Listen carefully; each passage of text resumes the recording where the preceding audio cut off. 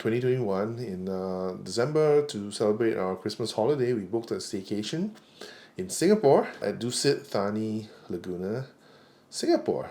Dusit Thani Laguna Singapore is located on the east side of Singapore. It's actually pretty close to the airport. It's about 10 minutes by car if you drive. The hotel is marketed as a luxury golf-focused resort. It's actually owned by Thailand Global Hospitality Company. There are a number of facilities that you can enjoy, like you have 3 swimming pools, 3 tennis courts, spa, gym, and so on. Of course, with a baby with us, we didn't really have much of a chance to do anything else other than sleep, eat, and hang out at the swimming pool.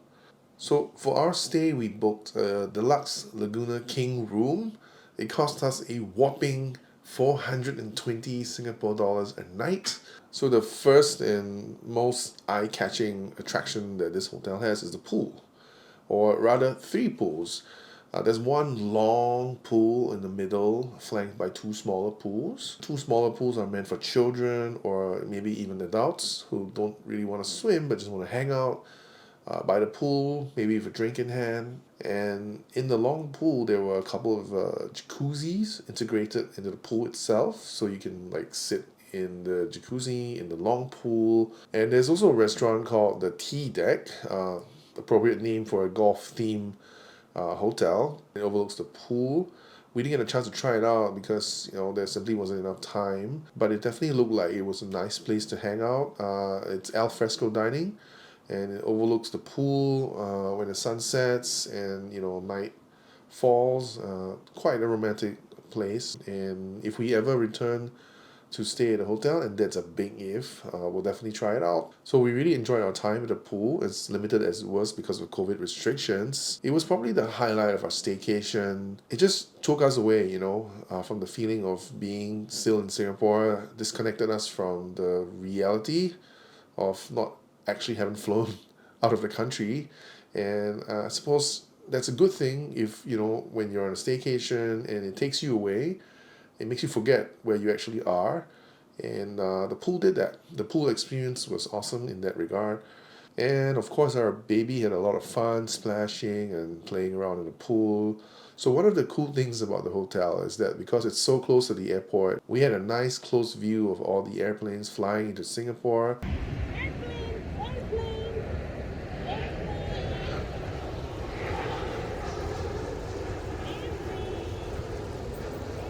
That's not something that we get to see often, at least not so close up. But wait a minute, you're probably thinking planes flying in might be a nice view when you're at the pool, but what happens when you're in your room and you're trying to sleep? So in that regard, we didn't really have any issues there because the hotel is practically soundproof. When we were in the hotel, even in the lobby and certainly in the room itself, we couldn't hear a thing. So thumbs up. On the other hand, we do have to give a thumbs down to the hotel in one particular aspect. For some reason, there is a protruding section of the wall on one side of the hotel room that makes it impossible to pull the curtains all the way to the end.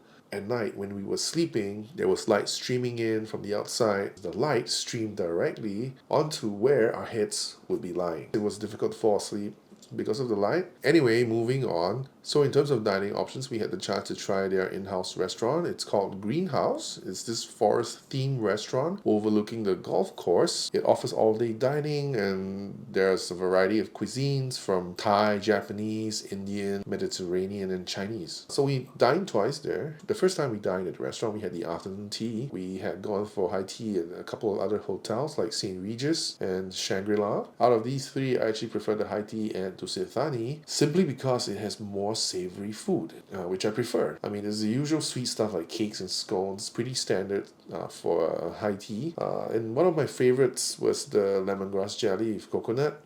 Not too sweet and quite refreshing, and not something that you find in the usual high tea, right? And the second time we dined at Greenhouse for dinner, we ordered like Thai green curry, tom yum soup, a pizza for our son, because he's too young, he can't take spicy food yet.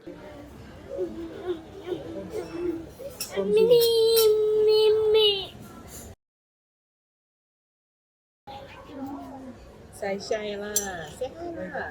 Say I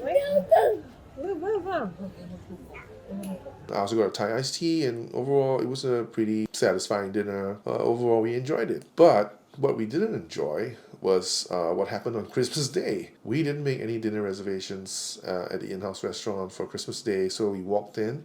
And we walked in at 8:30 in the evening, thinking like most people would have had their dinner and retreated to their rooms, but that was not the case. There were no tables available for us. We were very hungry. We actually ended up ordering McDonald's on Christmas Day. We actually dined on our McDonald's in the hotel room, but in the bathroom.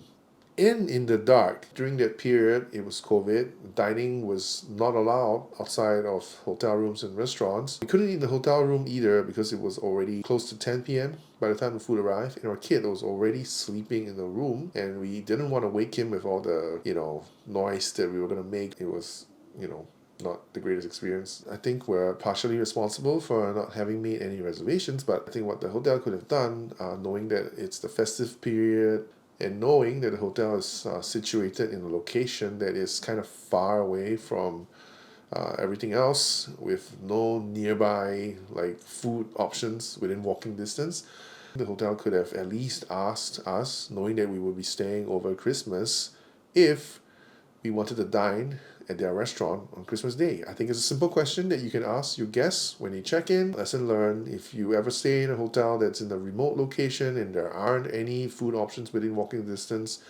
and you're staying over a festive period, better make those reservations to the in-house dining, because otherwise you're not gonna get anything to eat, and you might suffer what we did. Anyway, all of that to say that the staycation experience was maybe a little hit and miss. And that's been our honest thoughts on our staycation at Dusit Thani Laguna, Singapore. Hope you found it useful or entertaining or both, hopefully. And see you in the next video.